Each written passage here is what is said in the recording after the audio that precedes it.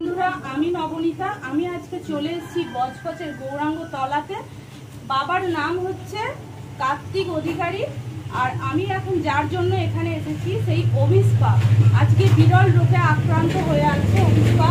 তো আমি অভিস্পার মাকে বলবো যে অভিস্পার কি রোগ হয়েছে, সেটাই অভিস্পার মাকে বলার জন্য আমি বলছি। দিদিভাই, তুমি একটু কিছু বলো।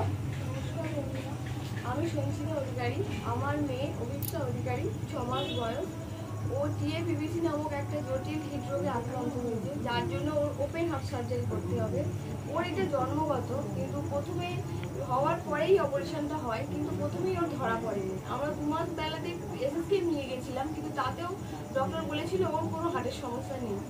কিন্তু এখন ওর কদিন আগে নিউমোনিয়া হয়েছিল, তাতে আমরা মাতৃসদনে ভর্তি করেছিলাম। সেখানে যেতে আমরা বুঝতে পেরেছি, যেখানে ওই ডক্টর বলেছিল যে একটা ইকো করতে, তো ইকো করতে আমরা বুঝতে পেরেছি ওর টিএপিভিসি নামক একটা হার্টের রোগ হয়েছে।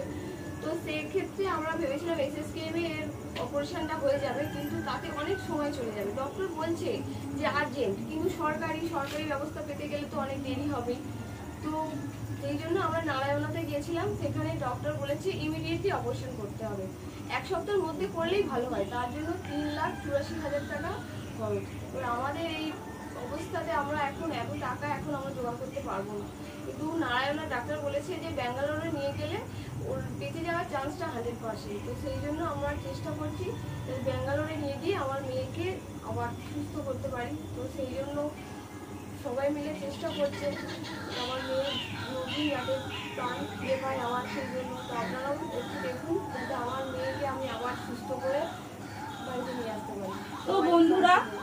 তো বন্ধুরা আমি এর মাঝখানে একটা কথা বলতে চাই যে বাচ্চার মা তো নিজেই বললেন যে মানে বেশি টাইম নেই, বেশি সময় আর নেই, মানে ওকে তাড়াতাড়ি ইমিডিয়েটলি অপারেশনটা করতে হবে।